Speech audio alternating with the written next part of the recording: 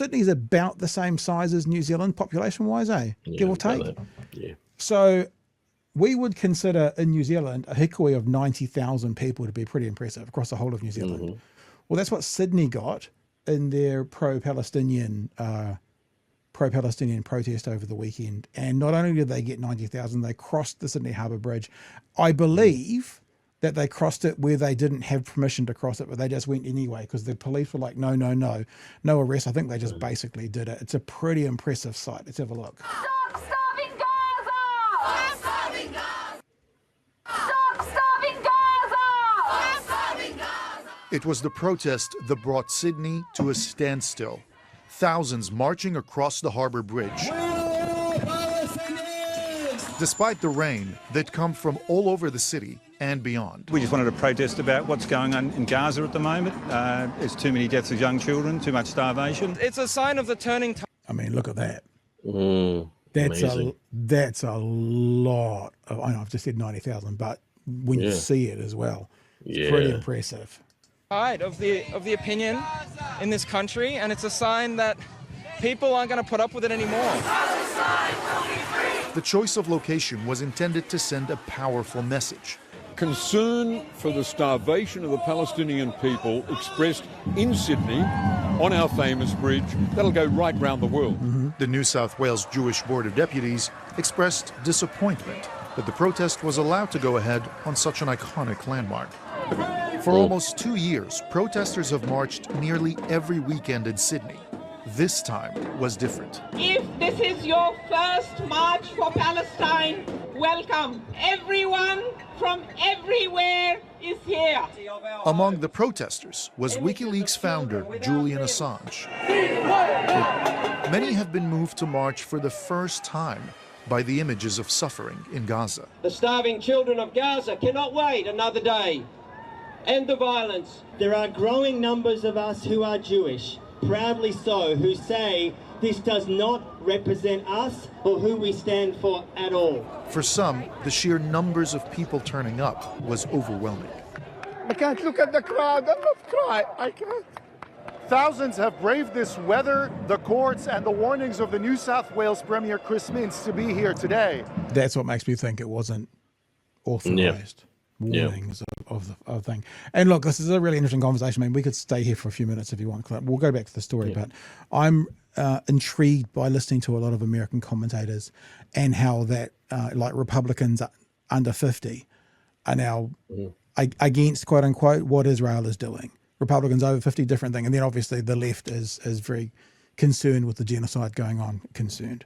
Like Mehdi Hassan said in the weekend, he got accused of being a black and white, being a black and white conversation, and he just said genocide is a black and white conversation, my friend. I'm sorry, but it just is. And this is going around the world. We'll get to the end of this, and we might have a bit of a chat anyway, even though it's not part of the planned program. Their message is the loudest it's ever been. They are deeply concerned about the level of human suffering taking place in Gaza. They want it to stop, and they're calling on the Australian government to act now.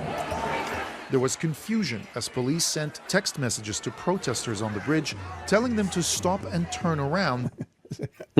Hi, Sergeant James here. Can you turn around? Yes, okay. Oh, Sergeant James just texted me. I should turn around, apparently. Yeah, we all got to turn around, all 90,000 of us.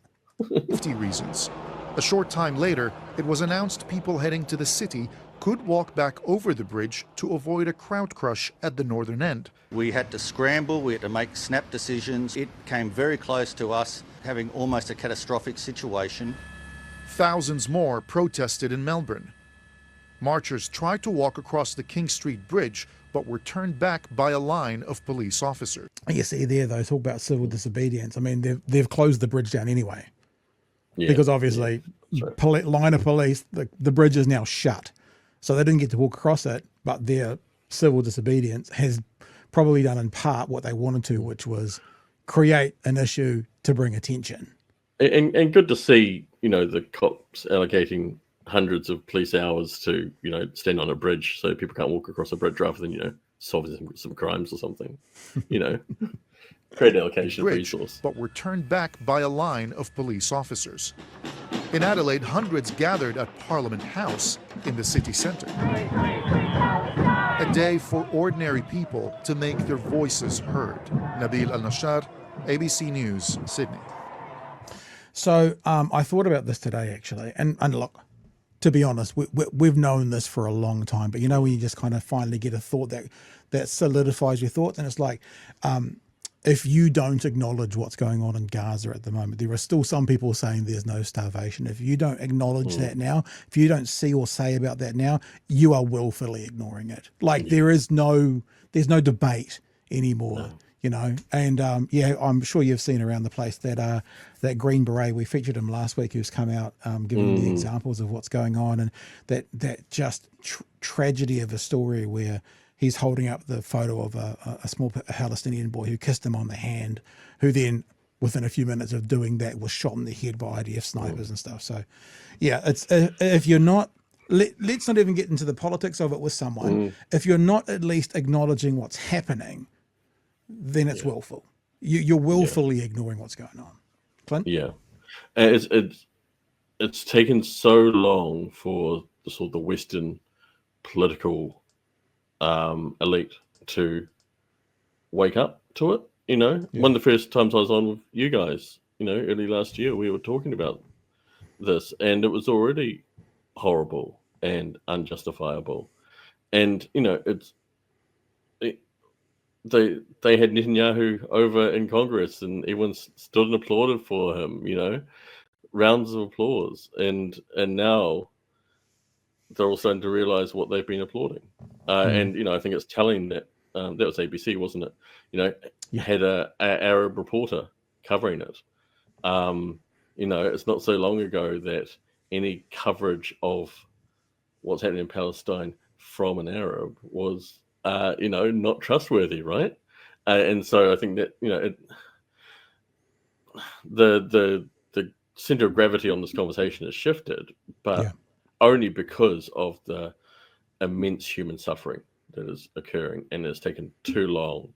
And you know, to think that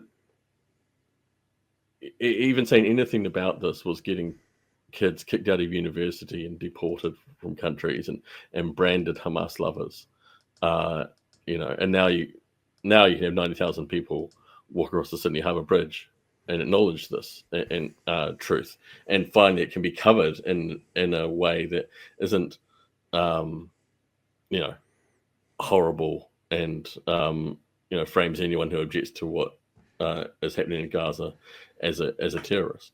Yeah, and you still hear those, and I'm thinking of one particular commentator. You know, they're wearing the Hamas scarf and that kind of stuff. If you're still talking like that today, it's willful. You know, it's just, you are, I don't believe anyone with an ounce of sincerity won't look at the broad reaction to what's happening in Gaza, whether it's international aid agencies, whether it's British doctors who are coming out, whether it's American soldiers who are coming out and go, they're all lying and Israel's telling the truth. You know what I mean? It has to be willful, because just logic dictates not everyone's lying. And if you've got hundreds of people who have been there and seen that are saying one thing, and one government who is, or affiliates to that government with a vested interest saying the other, yet the others who aren't connected are all saying the same thing, it's willful. It's just willful. It's even, you know, there are Israeli ministers coming out and saying exactly what they want to do to the people of Gaza. Yeah, Smoke Ridge or something his name is. Yeah, they're pretty blatant about it. Yeah, it's just horrible. It really is. Yep. Which was really pithy. A pithy turn into a new topic then. Now, look, I'll tell you what, the thing there was also lots of conversations in America about how people like Cory Booker, I think, who was a Democratic senator or congressman, I always get them confused. He was in a photo with Benjamin Netanyahu, but apparently he was hiding his face. And then there was other American Democrats who were in with him, with, you know, showing. And I think I heard, and Mehdi Hassan is like the goat in all of this, him saying something like, what's happening in America, what's happening in Gaza at the moment amongst, and I'm going to have a stab at the numbers, I'm pretty sure I'm accurate. It's like amongst Democratic politicians, 13% are going like genocide, it's bad. Amongst the public, it's 88%. And you don't see that. And the unfortunate thing, and the example that was given was on same-sex marriages. What happens is politics often follows popular opinion. Yeah. And like we remember, you know, Hillary Clinton and Barack Obama were saying no to same-sex marriage right up until sort of the 2000s, in the 20s, the 20 aughts. And then popular opinion swayed, and then they went with it. Popular opinion on this is swayed, it's gone. Yet some of these politicians aren't going with it. And other ones are trying to do a Donald Trump about the war in Iraq. I know I've always been on that side of history. I've always been in, you know, they will be seen. There was a very good interview last week on Breaking Points with Saga and Crystal Ball. It's the best name in the world. Got a Democratic senator, female one. I can't remember her name off the top of my head. And she just said to her, you're complicit. You voted for these. You voted to support Israel getting funding. How does it feel being complicit? And they know it's big because it broke the mainstream in America. Often the independent news, even though we look to it as a big source, doesn't break mainstream. But that story and the Mehdi Hassan Jubilee, those two stories broke mainstream media quite heavily. So.